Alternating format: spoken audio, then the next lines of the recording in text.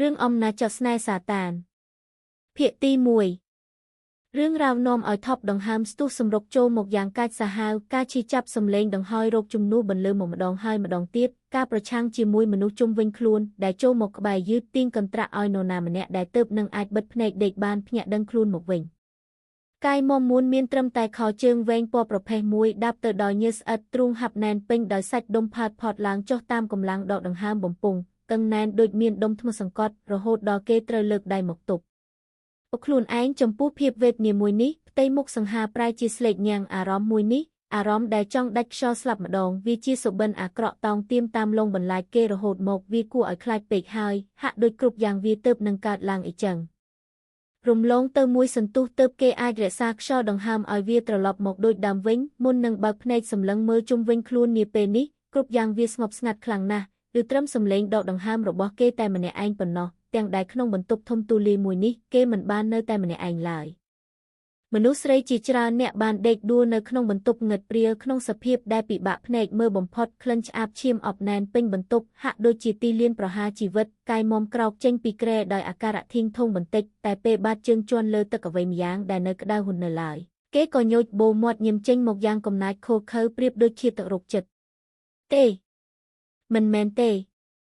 គេមិននឹងអាចដូចឃាតករទាំងនោះទៅព្រោះគេសាហាវជាងពួកវាឆ្ងាយណាស់គេចង់សម្លាប់អ្នកណាប៉ុន្មានអ្នកក៏គ្មានច្បាប់មួយណាអាចចូលមកដល់ខ្លួនគេបានដែលលុយអំណាចឥទ្ធិពលគេមានគ្រប់យ៉ាងអាចអង្គុយលើច្បាប់ដោយគ្មានសូម្បីតែការភ័យខ្លាចទោះប្រធានាធិបតីក៏មិនហានក្អកជាមួយគេដែរព្រោះអីដឹងទេព្រោះគេជាអ្នកដែលនៅពីក្រោយអំណាចទាំងអស់រយអើបោះជំហានរំលងសាកសពមនុស្សស្រីជាច្រើនអ្នកដែលដេកស្លាប់ក្បែរគ្រែរបស់គេដោយរកពីមញាប់ញ័រអ្វីឈាមក្រហមស្រស់ក្រាលពេញផ្ទៃបន្ទប់អប់ដោយក្លិនឆ្អាបគួរឲ្យរន្ធត់ប្រលឹងតែអ្នកដែលកំពុងឈានជើងជន់ឈាមទាំងនោះបែរជាមានការពេញចិត្តជាខ្លាំងទៅវិញ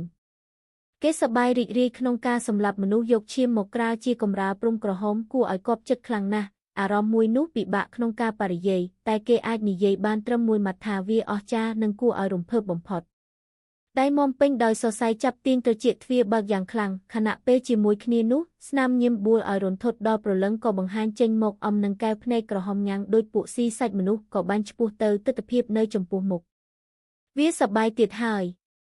រយអោសម្លឹងមើលទៅមនុស្សមួយក្រុមដែលមានទឹកមុខពោពេញដោយការគុំគួននិងស្អប់ខ្ពើមហើយវាក៏គ្មានអ្វីចំណែកព្រោះមិនប៉ុន្មានម៉ោងមុនគេបានសម្លាប់កាត់ក្បាលកូនប្រុសតែម្នាក់របស់ជនពៀប្រចាំតំបន់ហើយបើមើលតាមកំហឹងនិងភាពល្ងីល្ងើរបស់ពួកវាប្រហែលមិនដឹងទេថាមនុស្សដែលឈរចំពោះមុខជាម្ចាស់វាមានក្រហមជាសាតានក្នុងទីងឹតតែក៏មិនចម្លែកដែលពួកវាមិនស្គាល់បើលេអាល់ហ្គេនស្ជុងបៀដជាមនុស្សដែលអាចកំបាំងមិនដែលបង្ហាញមុខមាត់ពិតប្រាកដឲ្យអ្នកណាឃើញផងនោះ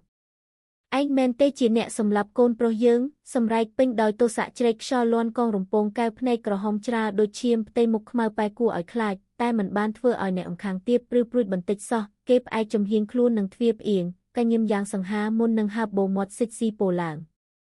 ម្នាក់ណាមិនឃើញចាំមួយថ្ងៃនេះគេសម្លាប់មនុស្សបង្ហូរឈាមមិនក្រោម10នាក់ទេគេធ្វើមិនចំថាមួយណាជាកូនតាកញ្ចាស់នោះទៅអាចរំសៀហកតាចាស់ខឹងញ័រសាច់នឹងពាក្យសម្ដីទឹកមុខមិនក្តៅត្រជាក់របស់នាយសាតានទើបស្រែកទាំងដកកាំភ្លើងតម្រង់ទៅក្បាលអ្នកចំពោះមុខតែត្រឹមមួយជំរាកវិនាទីអ្វីក៏ត្រឡប់មកស្ងប់ស្ងាត់ប៉ុន្តែបង្កប់ការភ្ញាក់ផ្អើលព្រោះរាងកាយមេជនអន្តពាលដួលព្រោះលើដីប្រកាច់ស្លាប់ភ្លាមគ្រប់យ៉ាងឈោមមើលទាំងស្រឡាំងកាំងព្រោះមិនដឹងថាមានរឿងអ្វីកើតឡើងវាដូចជាទាន់ហន់ពេករហូតតាមមិនទាន់ខុសពីជនបង្កឈោសៅច្រលាក់មើលទៅឈាមក្រហមស្រស់ដែលបាញ់ចេញពីបំពង់ត្រូវកាត់ផ្ដាច់ដោយកាំបិតដ៏មុតស្រួច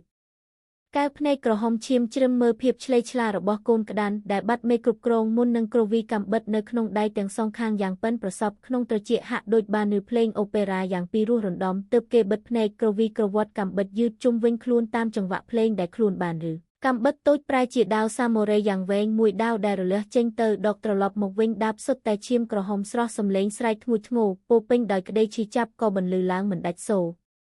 ម្នាក់ធ្លាក់អាវុធពីដៃស្រុតខ្លួនដួលព្រុសទៅលើដីជាបន្តបន្ទាប់គ្មានអ្នកណាម្នាក់កត់សម្គាល់ពីចលនាដ៏រហ័សរហួនរបស់គេបានទេវាលឿនហួសពីការគិតលេអាល់ហ្គេនស្ជុងបៀដឬរៃអាល់ស្កាប៊ីឡូហាក់មិនមែនជាមនុស្សឡើយគេប្រៀបដូចសត្វដ៏កាចហាវជាសាតាននៃសេចក្តីស្លាប់គ្រាន់តែក្រលៀសខ្លួនក៏អាចឆក់យកជីវិតមនុស្សបានយ៉ាងងាយសំឡេងភ្លេងបានបញ្ចប់មនុស្សដែលសម្រុកចូលយ៉ាងអង់អាចមុននេះក៏ដេកត្រដកខ្យល់ប្រកាច់សើឈាមយ៉ាងអណោចអាធម ល្មមគេនិយាយតែមួយម៉ាត់មុននឹងបើកភ្នែកម្ដងទៀតរាងកាយនឹងមុខមាត់ដាបដោយឈាមក្រហមឆ្អៅគួរឲ្យខ្លាចតែគេបែរជាសាយកាន់តែស្រស់ជាងមុនរលាក់សាំម៉ូរីឲ្យប្រែជាកាំបិតវិញរួចក៏យកវាមកលិចសម្អាតឈាមដែលតោងជាប់កែវភ្នែកក៏ចាំងពន្លឺក្រហមញ៉ាំងដូចបិសាចរាងតូចស្ដាងអូវ៉ាលីសចេញពីប្រលានយន្តហោះដោយទឹកមុខរាបស្មើដៃតូចស្រឡូនដោះវ៉ែនតាចេញសម្លឹងមើលភាពសម្បូរបែបនៃទីក្រុងម៉ូស្គូដែលជាទីក្រុងធំជាងគេបំផុតនៅប្រទេសរុស្ស៊ីជាអាណាចក្រដ៏លេចធ្លោប្រមូលផ្ដុំទៅដោយទីផ្សារសេដ្ឋកិច្ចនយោបាយនិងសំណង់អគារខ្ពស់ដែលបញ្ជាក់យ៉ាងច្បាស់ពីភាពរីកចម្រើននិងឥទ្ធិពលរបស់ប្រទេសមហាអំណាចមួយនេះម៉ារីនត្រូវឡើងយន្តហោះពីអាល្លឺម៉ង់ទៅដាវេណាវិញនៅថ្ងៃនេះបន្ទាប់ពីនាងដើរលេងឆ្អែតឆ្អន់ហើយប៉ុន្តែនាងតូចស្រាប់តែបដូរចិត្តភ្លាមបង្វែរទីដៅពីដាវេណាទៅរុស្ស៊ីដោយមិនផ្ដល់ដំណឹងឲ្យម៉ារីដឹងឡើយព្រោះបើប្រាប់ច្បាស់ជាសំឡេងរអ៊ូទាំមិនខាននាងមិនចូលចិត្តវាគួរឲ្យធុញខ្លាំងណាស់តែបើទោះជាបែបនឹងពិតមែននាងនៅតែប្រាប់ឲ្យលោកប៉ាអ្នកម៉ាក់ដឹងកុំឲ្យពួកលោកបារម្ភដោយឲ្យគាត់ជួយលាក់រឿងមិនឲ្យលោកពូចេះដឹងថានាងនៅកន្លែងណានាងចង់ធ្វើអ្វីដោយខ្លួនឯងម្ចាស់ការលើខ្លួនឯងព្រោះដឹងថាបន្ទាប់ពីនេះទៅជីវិតនាងនឹងគ្មានសេរីភាពទៀត